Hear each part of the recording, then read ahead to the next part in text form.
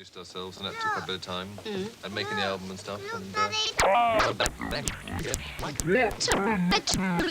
Actually producing yourselves? Something I think we've sort of been on the cards for a while, and Yes. what we've got in the studio and stuff, it seemed the right time to do it. And do you think the sound has changed a lot? Yeah, I think it's a lot. It's a lot better. Yeah. I think also it sounds a lot more like we do in the rehearsal room, so a lot more genuine, I think. Well, it's probably more your sound now rather than before you were working in collaboration with a I think producer. so. You haven't got to go through a fourth person all the time. Right. Tony, let me turn to you. You're starting off on a tour soon, aren't you? That's right, yeah. And I know that Europe first, isn't it? That's right. And then England, and you've added a couple of extra dates, haven't you?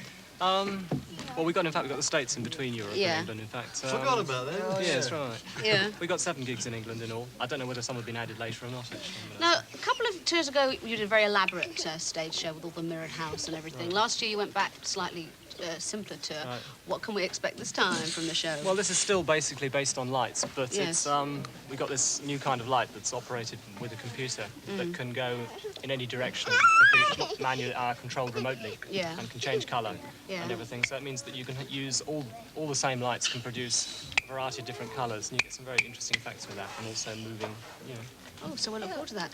Yeah. Now, Phil, of course, you've had a tremendous year. You've been more in the public eye with your solo album and just working with John Martin. Yes. How do you find time to fit Genesis in all this? Well, there just aren't enough hours in the day, really.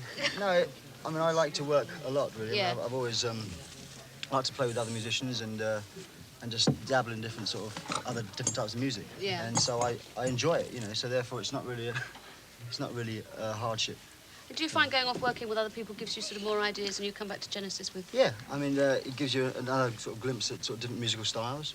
Yeah. All kinds of stuff like that, Sal. Oh, I see.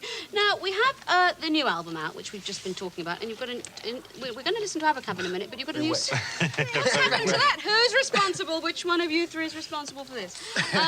There's a new single coming out in a couple of weeks, isn't there? Yeah, that's called Keep It Dark. Yeah, you've just changed the single. It was going to be something else. Well, it was going to be... There's a couple of tracks. There's quite a few tracks on the album, actually. They're quite radically different for Genesis. Yes. And one of the tracks that we wanted to put out was a track called Whodunit. Yeah. Which is, you know, a bit like that, you know. Yeah. And I think we decided against, you know, to go with the sort of popular opinion that it might not have been the best choice for a single.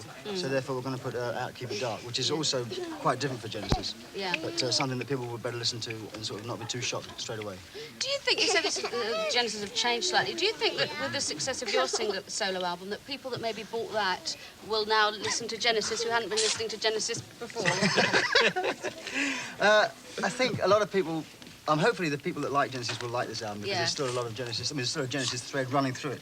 But there is an awful, you know, because we're producing ourselves and because it's been a year and a half since the last album, we've changed some of the writing, you know, just because the water goes under the bridge, and on the hand, and basically, the music is.